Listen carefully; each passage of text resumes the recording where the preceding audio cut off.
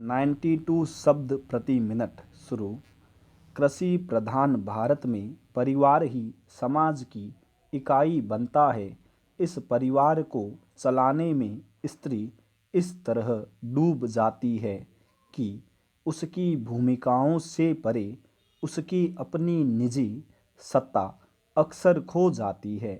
गृहिणी के माथे घर का सारा जंजाल मढ़ा होता है। दायित्वों का निर्वाह करते हुए उसकी निरंतर परीक्षा भी होती रहती है। परंपरागत परिवारों में एक कुशल गृहिणी मायके और ससुराल दोनों ही मोर्चों को संभालने का कार्य करती है।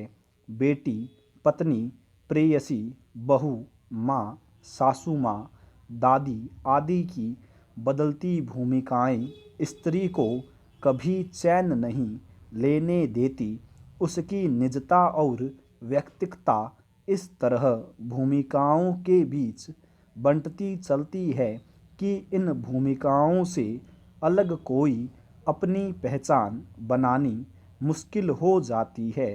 सामर्थ्य की पराकाष्ठा स्त्री को देवी तक का दर्जा दिया गया। समाज में पिता, पति, भाई, पुत्र आदि द्वारा स्त्री की रक्षा, स्वास्थ्य, सम्मान और प्रतिष्ठा बनाए रखने के प्रावधान किए गए।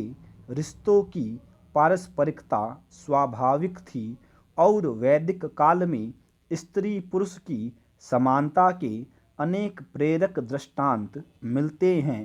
पर धीरे धीरे परिस्थितियां बदलती रहीं और स्त्री समाज की व्यवस्था में हाशिए की ओर खिसकती गई। उसके शोषण के कई मार्ग खोज लिए गए।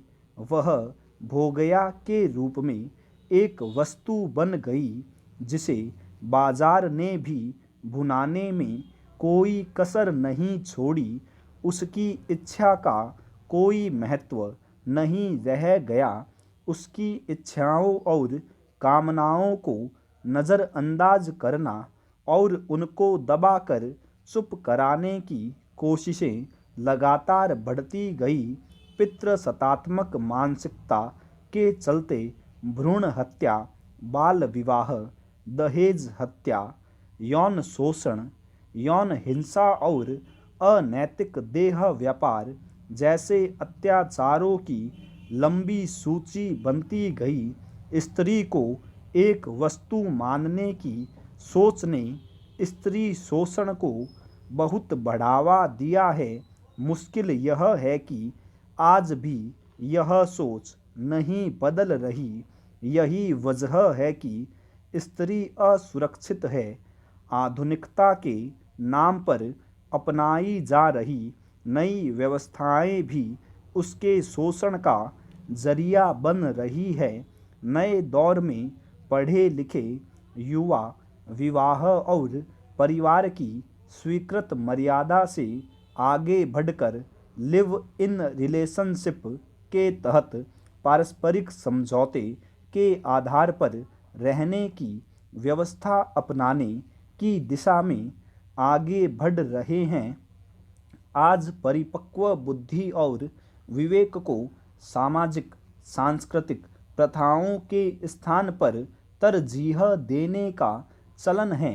परस्पर स्वीकृति से बालिग को यौन संबंध बनाने और ऐसे रिश्तों को वैधानिक छूट भी मिली हुई है।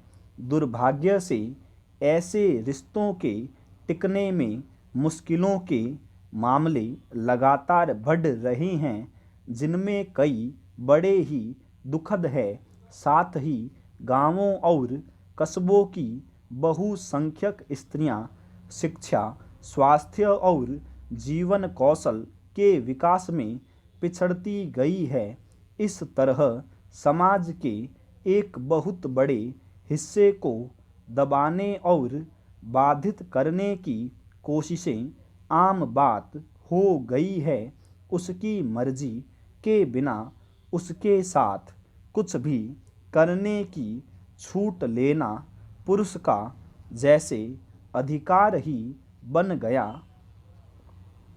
स्त्री और पुरुष के बीच अवसरों की दूरी को पाटने और पूर्वाग्रहों से निपटने के लिए संवैधानिक और कानूनी प्रावधान के साथ आरक्षण की व्यवस्था नाकाफी साबित हुई है। ऊंचे पदों पर पहुंचने और कठिन दायित्व निभाने के प्रमाण के बावजूद विकृत मनोवृत्ति और नियमों कानूनों का ठीक से अनुपालन न होने के चलते समस्याएं बनी हुई है।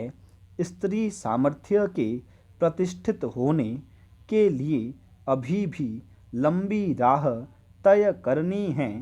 अतीत की ओर लौटना तो संभव नहीं है, परंतु स्त्री जागरण, प्रभावी निगरानी, नियमों का अनुपालन और लैंगिक अभिवृत्ति की परिपक्वता के लिए समाजीकरण की सहायता से स्त्री सशक्तिकरण की दिशा में आगे बढ़ना संभव हो सकेगा। स्टॉप।